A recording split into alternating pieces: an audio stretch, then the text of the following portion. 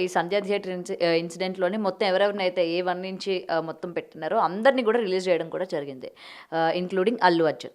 So, యాంటోనీని పర్టిక్యులర్‌గా arrest జేసి ఇంకా case కొనసాగుతూనే ఉంది. ఆయన్ని పెట్టి ఉంచారు కాబట్టి, దీని గురించి ఏమంటారు? ఎందుకంటే ఎవరి గురించైతే వచ్చారో ఆ వ్యక్తి బయటే ఉన్నారు.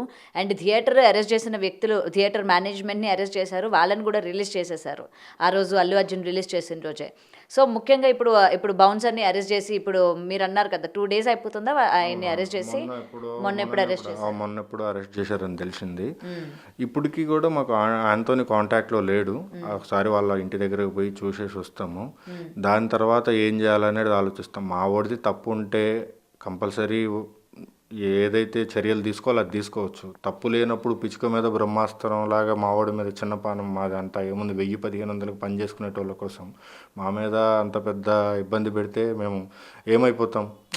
మా అంతా చిన్నవి 3000 మందితో మేము ఏదో ఇప్పుడు ఆ సెలబ్రిటీ కోసమే కదా ఆయన సేఫ్గా తీసుకురావాలనే కదా మేము బయటకు వెళ్ళింది. లేకపోతే మాకేం అవసరం? మాకు ఆ రోజు ఏదో ఒక 1000 రూపాయలు 1500 దొరికితేనే మేము వెళ్ళాం తప్పితే అది తిరిగి తిరిగి మా ఓడి మీదకి ఇంత పెద్దగా అవుతుందని మేము ఎక్స్పెక్ట్ చేయలే. ఆయన కూడా ఎక్స్పెక్ట్ చేసి ఉండడు.